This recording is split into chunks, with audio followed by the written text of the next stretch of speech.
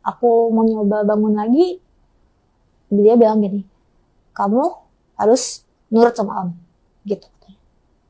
Habis itu, aku nggak mau, gitu. Kamu harus nurut. Kamu nggak berusaha untuk teriak minta tolong?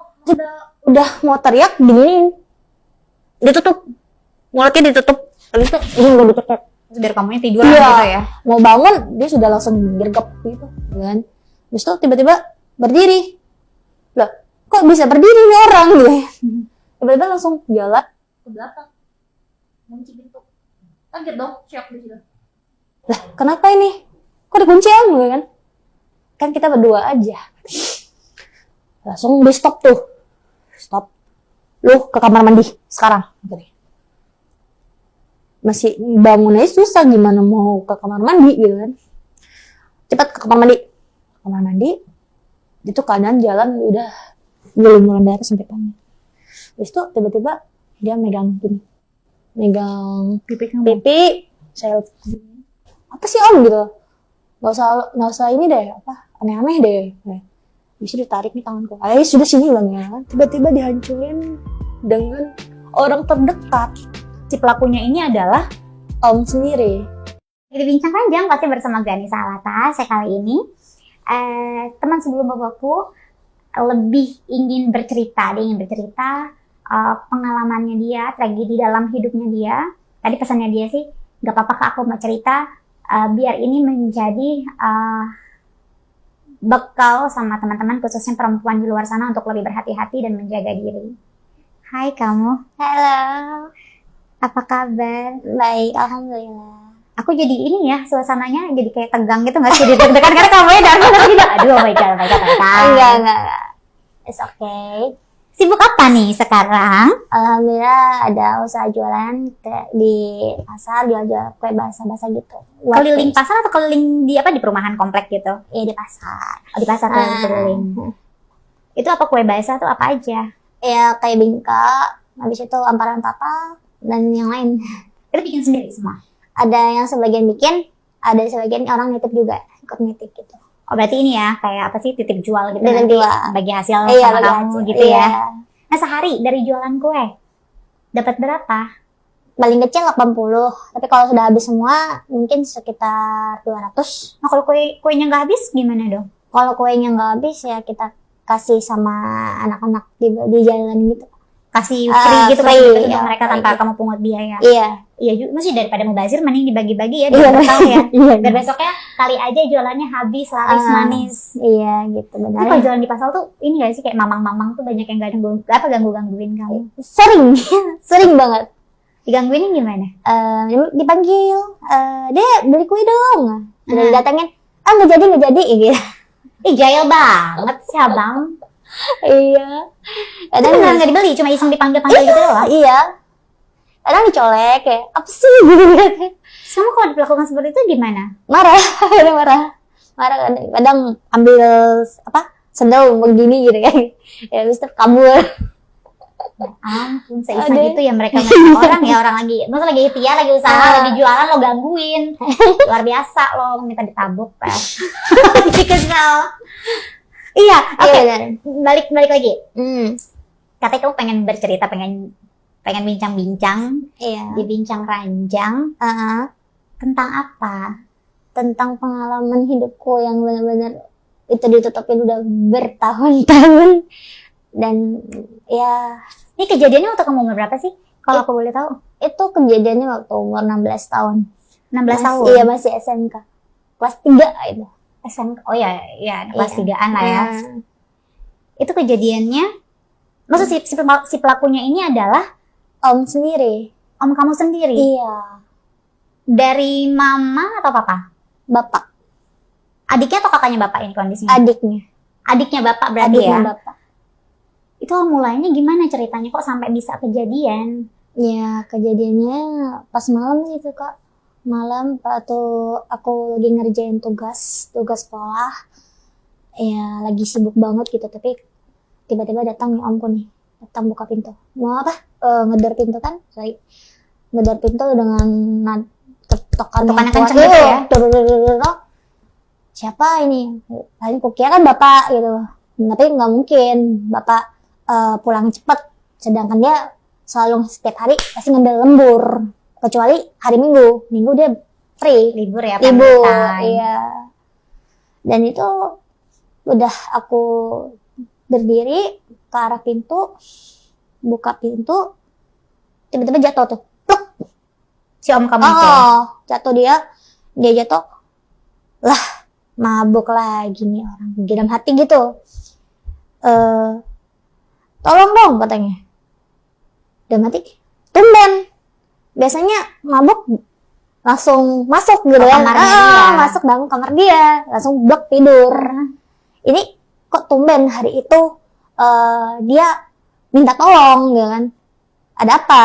Tapi ya udahlah, namanya keponakan, yang bantuin. Sebagaimana mestinya sendiri. Bantuin dia. Saya topah arah ke kamar. Tiba-tiba udah nyampe di kamar nih, taruh di kamar, dia duduk di kasur gitu kan. Udah, mau dibikinin teh nggak atau air panas gitu. Dia diem dulu. Udah. Kok diem gitu kan. Terus tuh tiba-tiba berdiri. Loh, kok bisa berdiri nih orang gitu. Tiba-tiba langsung jalan ke belakang, kunci pintu. Kaget dong, shock di situ. Lah, kenapa ini? Kok dikunci gitu kan? Kan kita berdua aja katanya. Kamu sama om kan gak ada yang lihat katanya. Bisa dong kalian nemenin om. Apa maksudnya gitu kan? Ya tau lah, apaan sih gitu kan. Terus tuh tiba-tiba dia megang pipi saya, apa sih om gitu, nggak usah ini deh, apa aneh-aneh deh. Bisa ditarik nih tanganku, sudah sini bilangnya kan. Terduduk baru dia dorong ke kasur. Terus biar kamunya tiduran gitu ya. Mau bangun dia sudah langsung nyergep gitu. Aku mau nyoba bangun lagi, dia bilang gini, kamu harus nurut sama om gitu. Di situ aku nggak mau gitu. Kamu harus nurut. Kamu nggak berusaha untuk teriak minta tolong? Udah mau teriak diginiin, ditutup mulutnya, ditutup. Habis itu ini nggak ditutup gitu. Jadi udah ditutup begini, dia tuh tiba-tiba langsung mengeluarkan benda apa gitu, benda tajam. Habis itu dia langsung ke leherku sini, Kak.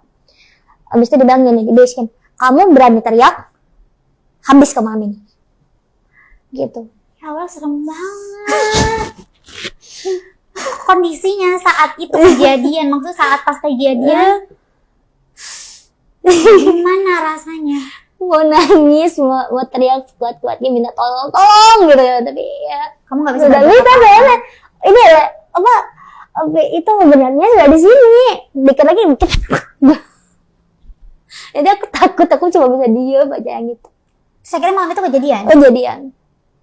Pas itu memang keadaannya aku pakai baju pendek, habis itu celana pendek juga. Ya udah, ditariknya celanaku, udah ngelakuin kayak gitu. Itu sakitnya nauzubillah, bener-bener dimasukkan.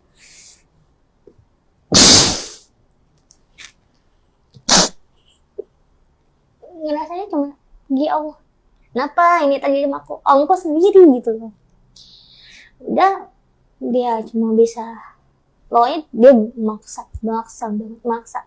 Aku cuma bisa nangis.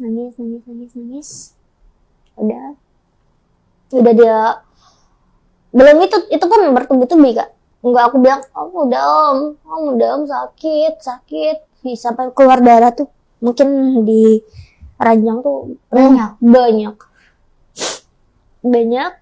Tiba-tiba bunyi suara motor di luar rumah. Langsung di stop, lu ke kamar mandi sekarang gitu. Masih bangun aja susah, gimana mau ke kamar mandi gitu kan. Cepat ke kamar mandi. Itu keadaan jalan udah belum darah sampai tangan. Jalan pelan-pelan. Udah masuk ke kamar mandi. bersih-bersihin badan sampai darah itu dibersihin. Entah kapan dia ganti spray yang disimpan di mana dia aku nggak tahu. Masuk nih bapak, cekrek. Lah, Dok, baru mandi. Iya, tapi air mata udah aku hapus. Nah, belajar. Enggak, udah baru selesai kok, Pak. Udah tidur nah. Mau ngomong tapi si Om udah ngintip gitu ya Dari kamarnya. ngintip langsung dia kayak nodong ngasih ngeliat kayak gini Senjata tajam itu. nah jadi ngeliatin itu langsung aku urunin ngeliat kok tuh urunin langsung aku masuk kamar udah masuk kamar tidur udah mati terhina banget aku sudah bener-bener gak ada harga dirinya udah hancur masa depanku hancur cuma bisa nangis di kamar gak berani ngomong sama siapa-siapa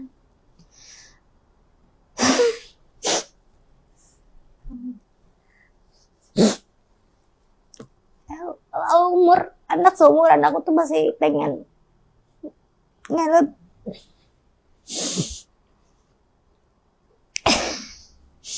masih pengen bergaul, masih pengen ngelihat cita-citanya masih panjang, kehidupannya masih panjang. Ya. Tiba-tiba dihancurin dengan orang terdekat, yaitu omku sendiri gitu. Tapi dari kecil dia nggak, gimana ya, nggak ngasih lihat kalau dia itu seperti itu gitu kan. Orangnya setahu aku dia sayang sama aku. Pulang sekolah selalu dijemput. Mungkin karena pengaruh si alkohol. Iya. Om kamu tuh memang suka mabuk-mabukan gitu? Suka mabuk. Tapi mabuknya itu gak rese gitu loh. Gak pernah rese. Orang tua pun tahu gitu. Dia paling, ini bocah paling mabuknya cuma gitu aja. Kalau bagi abangnya dia sendiri gitu kan. Tiba-tiba waktu SMP pun masih biasa-biasa aja. Tapi pas udah kelas 3 SMP, itu kelihatan banget ciri-cirinya. Ciri-cirinya tuh maksudnya ciri-ciri yang gimana? Bikin aku risih. Soalnya kan udah SMP tuh udah akhir balik ya kayak. Iya. Udah menstruasi pertama lah gitu kan. Aku tuh kayak risih gitu. Aku lagi duduk seperti biasa lagi ngerjain tugas. Omku duduk sebelah. Dia ngomong gini. Ngerjain PR mulu. Gak main teman-teman. Enggak Om, ini masih banyak tugas. Nanti aja, ngapain juga jangan malam-malam. Ada gunanya, mending belajar gitu. Lu kutu buku kata Om kan. Kita lagi bercanda-bercanda. Dia lagi megang HP itu. Entah dia megang HP itu nonton apa, gak ngerti ya. Habis itu dia ngeliat aku tuh langsung kayak gini. Kayak megang paha. Pegang paha kamu dia megang paha. Iya dilus-lus. Aku diamin aja. Habis itu aku kayak kenapa ya sih banget gitu kan, apa sih Om gitu kan, gini tahu kan, ya masa Omnya nggak boleh megang keponakannya, saya kan kalau megang keponakan berarti sayang, ya tapi risih Om gitu kan, sepolos itu iya, sepolos itu kamu ya saat itu, karena masih 16 tahun. Lalu emang nggak boleh katanya, ya nggak boleh kan, aku udah akhir balik nggak boleh kata mama kalau cewek dipegang-pegang kan nggak boleh. Lah kan aku bukan orang jauh, aku ommu katanya. Diamin aja dah. Diam. Udah. Kayak gitu. berarti saat tadi aku balik lagi kayak tadi kamu bilang saat kamu dilecehkan sama ommu sampai berdarah-darah segala macam, berarti itu kali pertama kamu melakukan hubungan seksual. Iya. Berarti kamu lepas virgin saat tragedi itu. Virgin. Soalnya nggak pernah keluar rumah. Taunya aku tuh sekolah belajar dan juga temen-temen tuh taunya aku tuh orangnya gembira ya, heboh, kocak gitu kan. Tiba-tiba masuk pas sudah kediri itu masuk sekolah, ini kok bocah diem gitu kan. Biasanya heboh, diajak guyon gitu kan, respon. Ini enggak, paling yang lain ngajak aku ke bercanda, aku ke kamar mandi. Kenapa? Nangis. Saya malu banget. Kayak nggak pantas lagi bergaul sama mereka gitu. Kayak masa depanku udah hilang gitu. Sempat aku tuh kayak mau ngomong sama guru gitu, mau ngomong sama guru, tapi rasa takutnya ngeri gitu. Soalnya dia pernah bilang gini, kalau aku ngadu, aku bakal disiksa. Semenjak kejadian itu, aku diemin, kayak frustasi banget di kamar aja. Makan tetap makan, tapi dikit. Rasa ingin hidup itu kecil. Pernah sekali mau nyoba bunuh diri. Astagfirullahaladzim. Dengan mecahkan kaca cermin kan, udah mau kayak gini, tapi nggak bisa. Nggak kuat hati. Nggak kuat kamu hati. untuk nyakitin diri kamu. Iya, merasa gak hati. Karena mau gantung diri juga selalu gagal. Mungkin Allah sayang gitu, tapi aku ngerasanya nggak adil gitu. Kenapa ini terjadi pada aku gitu kan? Aku masih pengen nikmati masa remaja gitu. Tapi gara-gara satu orang ini, Om sendiri hancur semua. Hancur. Aku takutnya juga kalau orang tua mama tahu gitu, mama bakal malu. Keluarga besar bakal malu. Ya mungkin aku bakal dibuang dari keluarga gitu. Loh, kenapa harus kamu yang dibuang? Kan kamu korban. Kamu tuh di sini korban yang memang harus dilindungi. Iya, tapi nggak ada sanggup hati gitu. Makanya maksudnya nggak berani buat ngomong sama mama juga. Padahal kadang nggak pernah ngomong sih, nggak pernah. Kalau dapat masalah apapun itu nggak pernah cerita sama orang tua. Kamu emang tipe yang suka mendem ya, apapun itu masalahnya kamu pendam sendiri. Tapi rasanya apa yang kamu alami saat itu kan memang rasanya udah keterlaluan ya. Keterlaluan banget. Dan itu kejadiannya nggak sekali. Semenjak kejadian itu aku jadi bahan pemuasan nafsu dia. Jadi itu bisa berapa lama saat itu kejadian? Ada 5 bulanan lah Kak. 5 bulanan kamu dilecehin sama om kamu sendiri tanpa kamu berani bilang ke siapapun saat itu. Dia melakukan itu juga pas rumah selalu sepi. Kalau mama sendiri kemana? Mama kan jualan dia punya toko gitu kan, toko-toko baju. Waktu itu masih di kota sana gitu kan. Jadi pulangnya selalu jam 11 malam. Selesai tutup toko baru baru pulang. Kalau misalnya kerja. Kalau bapak kerja selalu ngambil lembur. Jadi waktu buat keluarga itu ya cuma di hari Minggu. Selama 5 bulan itu kamu tidak bercerita dengan satu orang pun? Nggak berani. Tapi dari karib atau sahabatku sendiri ngerasain ini ada yang berbeda. Jadi dia berani bertanya sama aku, kenapa? Iya, lo kenapa sih kok berubah? Iya, kenapa nggak ceria gitu kan? Lo selalu menghindar dari kami kenapa gitu? Ada apa? Gue nggak berani ngomong. Lah kenapa katanya? Ya nggak berani ya. Emang kenapa sih? Cerita aja. Emang lo ada apa gitu loh? Karena terlalu banyak ketakutan dengan ancaman-ancaman itu, kamu jadi nggak berani bercerita dengan siapapun. Jadi it's okay katanya, cerita aja sama gue sahabat lu, gue bisa jaga rahasia lu, anggap aja gue kakak lu gitu. Tapi kamu nggak berani cerita. Nggak berani. Tapi dia paksa terus, tiba-tiba netes air mata. Kamu cerita. Gue peluk, lah kenapa nangis katanya. Bapak lu marahin kamu? Bukan. Mama lu marahin kamu? Enggak. Jadi masalah apa? Aku dilecehin. Sama siapa katanya? Sama aku sendiri. Kok bisa katanya? Ya diceritain. Wah brengsek tuh katanya. Kamu harus ngomong katanya.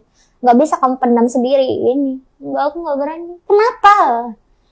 Kalau enggak kita lapor polisi ayo. Enggak berani. Kenapa? Kalau aku ngomong nanti aku tambah disakitin. Gak bakal lah gitu ya. Enggak usah. Biar aja kan gitu. Sampai kapan kamu mau kayak gini gitu kan? Sampai kapan? Ya bilang, gak tahu, aku belum tahu. Berarti setelah pertama kali kejadian, kedua, ketiga dan selanjutnya itu gimana modusnya dia untuk selalu ngancam. Dia selalu narik tangan aku, kalau nggak masuk kamar. Pas keadaan lagi sholat pun dia bisa berbuat seperti itu. Allah ya. Kamu lagi sholat pun dia bisa Iya. latihan sama dia. Iya. Astagfirullahaladzim, itu manusia. Kenapa seperti itu? Orang lagi ibadah, lagi sholat. Iya. Bisa-bisanya dia lecet. Lagi udah ngambil wudhu, tiba-tiba masuk. Tekan. Langsung dorong aku. Astagfirullahaladzim gitu kan. Om lagi pengen katanya. Langsung terang-terangan, om lagi pengen. Tapi aku mau sholat gue. Kamu nolak, habis kamu. Udah, nggak bisa berbuat apa-apa. Mau nggak mau. Walaupun hati terpaksa. Kayak gitu. Sampai pada akhirnya kamu cerita sama orang tua kamu? Belum ada pernah cerita, belum. Cuma sama sahabatku ini aja. Tapi orang tua kamu sampai saat ini belum tahu juga? Atau udah? Mama sudah tahu? Udah tahu. Dan Nah, orang tua kamu tahu pas kapan?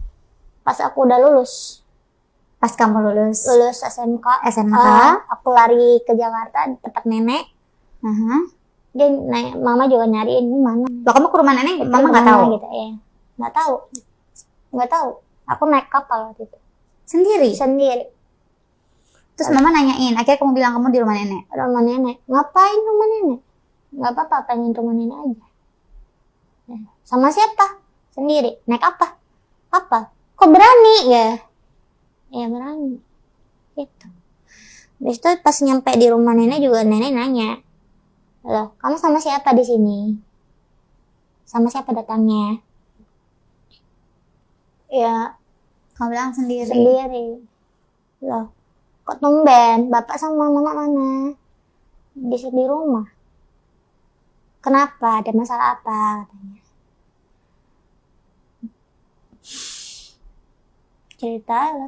Cerita sama nenek. Nenek nangis di situ. Ya Allah, Dok, kok bisa gitu loh. Kenapa kamu nggak ngomong sama mama? Nggak ada nyali. Karena kamu takut dengan ancaman-ancaman itu. Aku saking takutnya pernah disiram pakai air panas. Sama om kamu disiram sama Iya. pakai air panas? Karena nolak. Pernah. Ini ada bekas di sini. Ya Allah.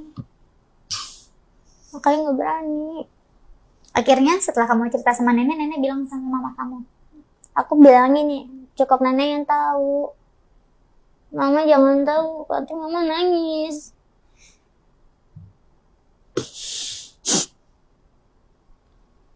Tapi tanpa aku duga, nenek ngomong Sama mama? sama mama. Dan juga mama di sana nangis sejadi-jadinya, hancur sejadi-jadinya. Baru mama tuh nelfon, kenapa nggak ngomong? Coba ngomong sama mama, kenapa kamu tutupin gitu? Nggak berani. Kamu ngancam aku, bilang. Fitri nggak berani. Emang kamu diancam apa? Berapa kali dia ngelakuin tuh? Berkali-kali.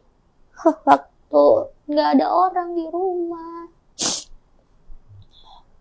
Lalu kamu diam aja? Enggak. Aku beneran ngelawan, berani gitu. Tapi aku diancam mah pakai benda tajam. Udah itu mumpung memang keadaan di rumah itu om belum pulang kan. Terus mama nelfon bapak. Suruh bapak pulang cepat gitu kan. Setelah bapak tahu, bapak responnya gimana? Hancur, hancurnya dia ngerasa kayak orang tua bener-bener sudah gagal. Padahal bukan kesalahan bapak emang. Akunya juga nggak bisa jaga diri, terlalu polos gitu kan kak. Ya tapi memang bukan kesalahannya di kamu, karena kamu juga nggak bisa berbuat apa-apa saat itu. Iya. Karena ancaman juga kamu takut nggak berani cerita ke siapa-siapa. Berani. Bingung bela dirinya gimana saat itu ya. Terus setelah itu bapak gimana? Bapak marah Ke ommu? semarah-marahnya. ketemu om tuh hampir mau diparangin bapak, dan dia juga diusir di rumah. Kamu pergi dari sini, jangan pernah kembali lagi. Hancur hatiku sudah katanya. Kamu keponakanmu sendiri kamu gituin, otakmu di mana? Gitu. Kamu anak keberapa? Pertama Anak pertama dari 5 saudara. dari 5 saudara. Kalau adik-adik kamu sendiri tahu? Adikku 4-4-nya meninggal. Innalillahi wa inna ilaihi raji'un. Jadi aku anak terakhir, anak satu-satunya. Anak satu-satunya. Iya. Kebayang gak sih rasanya jadi orang tuanya tuh, ya Allah. Orang tuanya ini punya 5 anak, yang 4-nya meninggal, sisanya 1 yang hidup. Malah dilecehkan dengan adik dari ayahnya sendiri, yaitu omnya. Kebayang gak rasa hancur hati orang tuanya itu kayak gimana gitu. Karena harapan satu-satunya loh dia nih. Iya. Dan memang bukan kalau dari aku lihat ya, maksudnya dengan dia bercerita, ini bukan tipe anak yang nakal, bukan tipe anak yang badung gitu, yang memang pergaulannya bebas atau gimana. Enggak, ini memang benar-benar anak yang polos, nggak tahu apa-apa. Kerjanya cuma belajar, sekolah, di rumah ngerjain tugas, bahkan buat main pun dia lebih milih untuk belajar gitu loh, daripada harus main sama teman-temannya. Iya.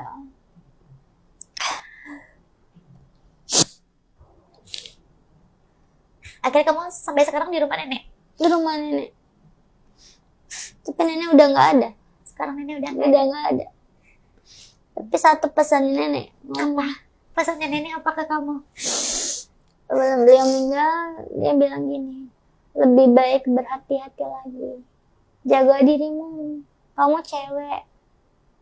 Jangan sampai terulang lagi. Dan juga kamu harus lebih jaga lagi kalau kamu punya anak. Jangan sampai kamu biarkan anakmu sendiri. Ya, nenek gak bisa jaga kamu, Cok.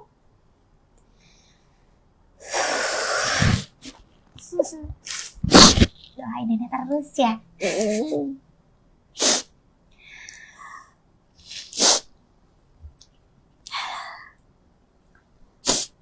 Selain jaga diri, kita juga minta didoain sama Allah ya. Biar Allah ini tidak lindungin kita, jagain kita dari orang-orang yang tidak baik, orang-orang yang berniat jahat sama kita semuanya.